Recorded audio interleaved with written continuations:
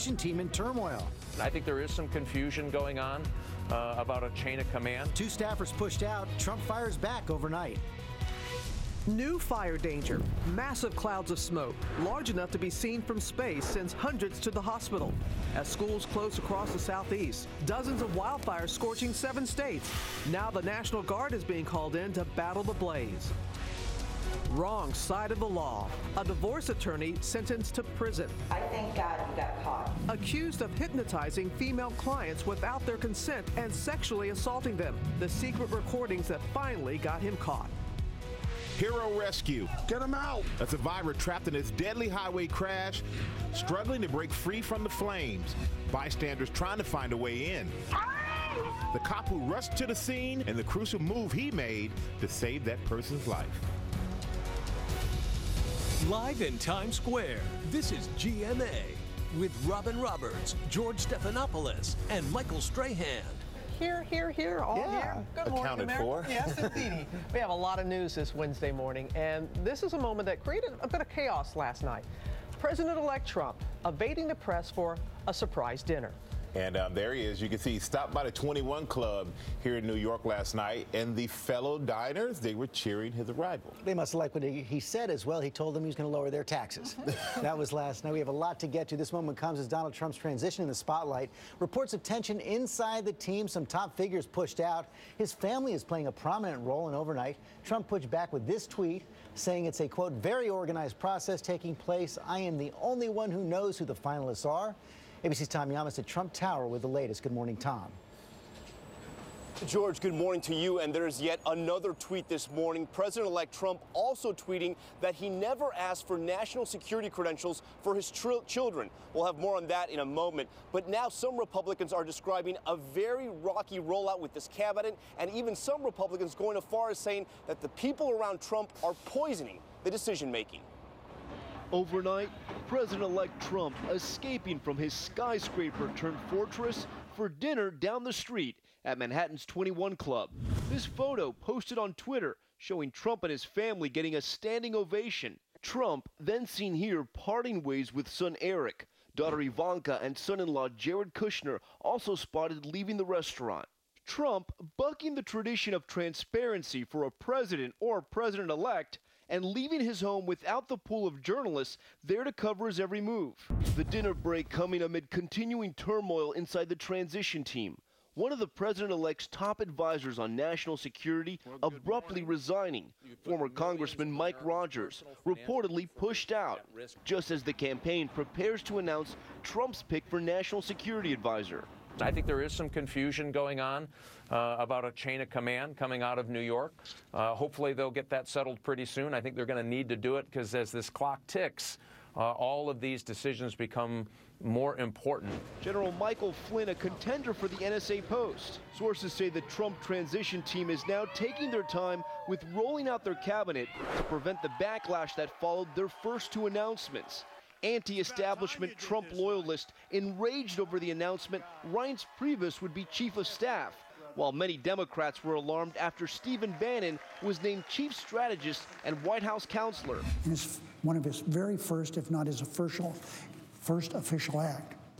He appointed a man seen as a champion of white supremacy as a #1 strategist in the White House. And the Trump team having to oust a low-level staffer after that person put an informal request for national security clearance for Trump's children, Ivanka, Don Jr., and Eric, who are all in the transition team. I just know that that was never a formal request. It's just basically somebody, I think, trying to leak information. Sources with the transition team say it was never a formal request from the president-elect nor his children. Now, there was some news yesterday that Dr. Ben Carson did not want to serve in the Trump administration. Advisor to Dr. Ben Carson saying he didn't have the life experience to be a cabinet secretary. But then overnight, Dr. Ben Carson taking to Facebook saying that he did not want the job, not because it's too complex, but rather he thinks Donald Trump needs a group of advisors outside of the Washington bubble. George and Robin? Okay, Tom, thanks very much. Let's bring in our chief political analyst, Matthew Dowd, for a little bit more on this. And Matt, as you know, all transitions have intrigue. The long knives are always out. But here you got this issue that's exacerbated by the surprise results of the election, the prominent role of Donald Trump's family. The question is, how quickly can he get it all under control? Well, I don't think any of us should be surprised about what's been going on. This guy is Frank Sinatra. He does it his way. And as we remember, he can't change campaign management 3 times in the midst of a presidential race. And every time we would say, you can't do that and win the race, he wins the primary, he wins the general election every time we said you can't do that. And he's running a transition in the exact same way. He's like a quarterback running trick plays on every play. And we're sitting here saying you can't do that. But he seems to be winning when he does it. So far, Steve Bannon, he's facing a lot of backlash. Can he survive it? I think that's a real question, George, and I think it's building instead of, I thought it started and might go away after a while, but it's building in the course of this. I think Donald Trump will stand firm by him. He's done that throughout the race. He's not going to be pushed aside to do this, but it is a problematic situation that one of his first announcements has received this much attention. And we saw that interview on 60 Minutes with the president-elect, but so far no press conference. At some point, does he have to come out and start to fill this vacuum a bit more? Well, he seems to be only filling it by tweets that he sends out. He uses Twitter as a press conference vehicle on this. I don't expect him to do a press conference until after he's inaugurated President of the United States, which would be unusual, but I don't think he's going to do one until then. Okay, Matthew Dowd, thanks very much. All right, George, there has been a spike in hate crimes across the country since Election Day, with more than 400 incidents reported in the last week as more anti-Trump protests break out. ABC's Mary Bruce is in Washington, has those details for us. Good morning, Mary. Robin, good morning. Well, this is where it all started. Students walking out of class yesterday, gathering here outside of the Trump Hotel to march across this city, make their voices heard. Protesters taking to the streets in the nation's capital. Hundreds of students raising concerns about the new administration. We want to let Donald Trump know that he cannot divide us with his racism, sexism, all that bigotry. The crowds shutting down Pennsylvania Avenue, blocking the Lincoln Memorial. We're going to come together and show that we are strong and that our voice matters. At the back of this protest, we even found Trump supporters. I think they're justified to an extent. I mean, some of the stuff Trump said on the campaign trail was definitely very polarizing, and I think they should give Trump a chance. Since the election, intimidation and harassment has grown dramatically nationwide. From a Maryland church to a billboard in California, the number of hate crime incidents doubling since last Friday. According to the Southern Poverty Law Center, more than 400 incidents in the past week, 4 times more than the average. Many, but not all of the incidents making reference to Donald Trump. Now, when asked about these incidents, Trump said point blank he told his supporters to stop it. But many say he's not doing enough, and the protesters we spoke with yesterday fear this could just be the beginning. Robin? And Mayor, looking at some of those protesters from yesterday, they're too young to vote, but yet they still want to be out there. Yeah, many of them definitely underage, too young to vote, but they still said that they feel their future is at risk here. And so they felt very important that their voices be heard. All right, Robin? Thank you, Mary. Okay, we're going to move on now to that deadly airport shooting in Oklahoma City, where a gunman opened fire, killing the father of an NFL player. As travelers took cover, the airport shut down before the gunman was finally found. ABC's Philip Mena is at Will Rogers World Airport in Oklahoma City with the latest. Good morning, Philip. George, good morning. Yeah, that shutdown causing many delays. In fact, Southwest Airlines canceling all of its flights in and out of here last night following the tragic death of one of its employees. Terror outside a terminal in Oklahoma City Tuesday. They just ground stopped the airport. They've got some situation going on here. Around 1 p.m., shots fired in the airport parking lot. The victim has been shot on the sidewalk outside of the Southwest ticket counter. Police in tactical gear searching for the shooter, going from car to car for nearly 3 hours. The suspect's vehicle was located on the second level parking garage. It is a red pickup truck. This morning, the search for the alleged killer over. Authorities finding the man suspected of setting up a sniper's nest and opening fire outside the airport dead. A suspect was located, deceased, with an apparent gunshot wound to the head. Oklahoma City police confirming the alleged gunman killed Southwest Airlines employee Michael Winchester. The 52-year-old son, James, a pro footballer with the Kansas City Chiefs. The team tweeting their support, writing, "Our love and support is with James and the entire Winchester family. Our heartfelt thoughts and prayers are with you." We just got a telephone operation suspend arriving departing aircraft. After shots rang out, the airport going into lockdown. Passengers stranded on planes for hours. others seeking refuge inside Oklahoma City's Will Rogers World Airport. It was our call for safety measures to make the delays.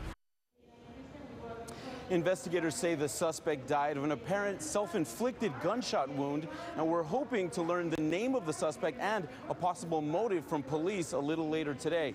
Meanwhile, the airport here has since reopened. George? Okay, Philip, thanks very much. All right, well, let's make a turn to Ginger now for the latest on those wildfires in the southeast. And looking at all that smoke, Ginger, that's affecting a lot of people. So much smoke that people are complaining. They're wheezing, the shortness of breath. At least 200 people just in Tennessee were sent to the hospital. This is an image of Atlanta, what it looks like there. Outdoor activities are being canceled. Imagine this, guys. You're in school, and they call a smoke day because the smoke alarms wouldn't stop going off in parts of Tennessee. So that's what we're dealing with. You can actually see it from that satellite. The visible satellite allows you to see the fire and where the smoke blows. It's not going anywhere. Look at the video from North Carolina. The acreage just keeps adding up as to how much is burning. They are fighting as much as they can, but the conditions are very bad. The drought in place, exceptional drought in a lot of the southeast, and we're seeing at least 36 large wildfires that stretch from West Virginia into Virginia, North Carolina, South Carolina, so many states dealing with this. And there's that storm track, the ridge, not going anywhere. Guys, Atlanta hasn't had rain for 30 days straight. If they make it to Saturday, haven't done in 86 years. It's surprising some people that the wildfires are in this part of the country. Yeah, and it is, but they get them. But to this extent, this much smoke and this long, not. All right. Not normal. Thank you, Ginger. Now that the search for answers after a high school student went on a stabbing spree in Utah. The teenager taken into custody accused of slashing 5 of his fellow classmates in the boys' locker room. ABC's Clayton Sandell is in Orem, Utah with new details. Good morning, Clayton. Hey, good morning, Robin. Right now, investigators are trying to figure out why a kid who seemed to be a model student suddenly turned his high school here into a crime scene. The first calls came in just before 8 a.m. Mountain View High School for possible stab victims. A 16-year-old boy, described as a straight-A student with no history of problems, allegedly stabs 5 classmates, then himself, in a locker room. Do you know where he is now? Down the south part of the gym. Coaches and staff come running. That actually had boxed the suspect into a little bathroom area. Staff members did place themselves in harm's way. Soon, a police officer assigned to the campus arrives and shoots the suspect with a taser. It's all over in 6 minutes. The scene is now secure. Suspect is down. The victims are in critical to fair condition, but all expected to survive, some with stab wounds to their necks. And then I realized he was bleeding, and I was like, oh, he's bleeding. And he looks at me and goes, there's a psycho in there. He just stabbed me. It's still not clear what prompted the attack. Police say the suspect had not been bullied by any of the victims. This was not retaliatory. You want to feel like you can send your child to school, especially in a quiet community such as Orem, that you'd never expect something like this to happen. Overnight, his parents released this handwritten letter saying, "We are at a loss to express how deeply sorry we are for the pain and injury caused." That suspect is now out of the hospital and in jail. The school here will be open this morning as students and teachers try to get back to normal. George? Yeah, a lot of trauma to deal with. Clayton, thanks very much. We have new fallout now from that hot car trial. The heartbroken mother who lost her son has spoken out after a jury found her ex-husband guilty of murder. And now we're hearing from one of the jurors who reached the decision. ABC's Steve Osensami brings us a story from Atlanta. Good morning, Steve. Good morning to you, George. Prosecutors in this case are debating whether they'll ask this judge to throw the book at Justin Ross Harris to give him the maximum sentence. We're also hearing from his ex-wife, who says that families judging hers should look in the mirror. As Justin Ross Harris waits for sentencing on December 5th, where he could be locked up for life, the woman who stood by his side and has always maintained his innocence is going off on the guilty verdict. Cooper was the sweetest little boy. Leanna Taylor is taking her anger to Facebook. The mother of 22-month-old Cooper Harris, who died of heat exposure in his father's SUV, speaks directly to critics. So now you may be saying justice has been served. But guess what? You can convict every parent that this has ever happened to, and I can promise you 2 things. 1, it will never bring our children back, and 2, it will not prevent this from happening in the future. Taylor tried to convince jurors that she, too, believes that the boy's father forgot his son in the car on his way into work that day. He must have forgot. But this morning, we're hearing from juror number 3, who says that from the very first vote, jurors were leaning guilty. Candy Parrish is a 23-year-old married stay-at-home mom, and in her statement to ABC News, she says there were too many factors that played throughout his day that you wouldn't forget your child in the car. To say he literally drove just half a mile to work, only 5 minutes, and forgot his child is unbelievable. I think it's really hard to do something like that. Prosecutors are now underlining that Leanna Taylor herself will not be charged. There's no evidence in this case, to charge her with anything. Her attorneys this morning say they wish the district attorney had said this a little earlier. They also point out that she took a polygraph to prove her innocence, which they say she passed. Harris's lawyers now plan to take his appeal to the Georgia Supreme Court. George. Thank you, Steve. Amy's here with the morning's other top stories, starting with President Obama in Greece. That's right. President Obama got a tour of the birthplace of democracy today, visiting the Acropolis in Athens. He's in Europe trying to reassure allies about the incoming Trump administration, while also discussing debt relief and the refugee crisis during an address to the Greek people today. Meanwhile, thousands of demonstrators in Athens are protesting the president's visit and U.S. policies. Officers fired tear gas and stun grenades to control that crowd.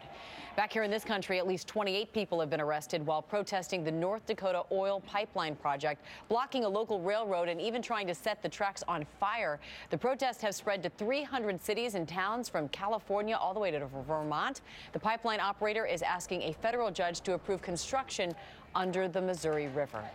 Another for-profit college has abruptly shut down, leaving students and faculty stunned.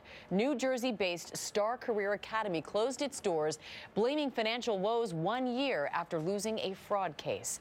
And a terrifying crash in Georgia. Take a look as a freight train smashed right through the trailer of an 18-wheeler that got stuck on the tracks. The truck driver thankfully jumped out just before impact and remarkably was not injured. And a dramatic rescue in California, flames trapping the driver of this Volkswagen after a crash. Bystanders tried to help, but worried the car could explode. An officer used his patrol car to gently push the Volkswagen away from the fire, and with the help of a fire extinguisher, they eventually pulled that driver to safety. Very brave there. And it is being called the new Concorde. Richard Branson has unveiled the prototype of a supersonic jet that could hit 1,400 miles per hour, flying from New York to London in just 3.5 hours. Test flights could begin next year. And here's something special in the air as well. Pizza. Domino's now delivering by drone. This is happening in New Zealand, claiming this right now what you're looking at is the world's first commercial delivery using an unmanned aircraft. It took 3 minutes to reach its destination. Apparently it is usually just 6 minutes by motorcycle. By the way, in case you're wondering what kind of pizza they eat in New Zealand, chicken and cranberry. Really? Cranberry.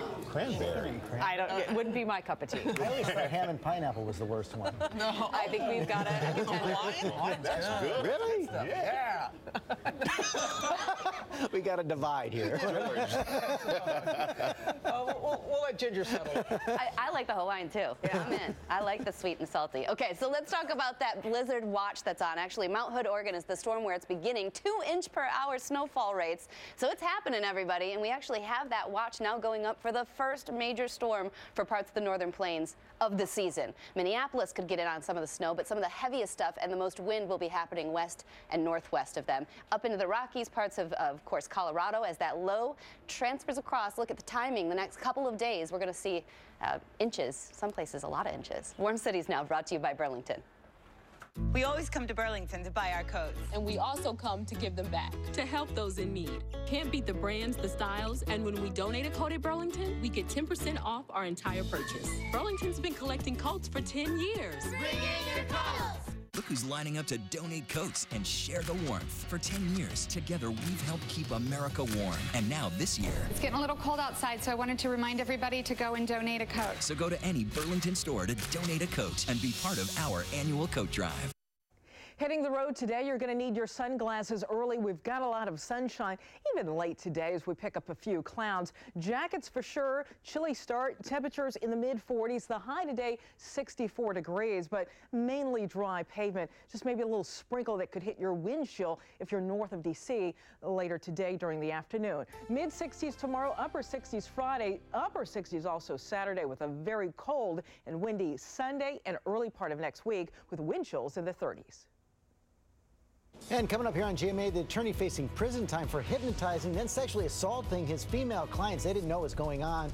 We have the secret recordings that finally got him caught. And new home nightmares. Do you really know what you're getting when you buy your dream home? The homeowners across the country who say theirs are full of outrageous problems and defects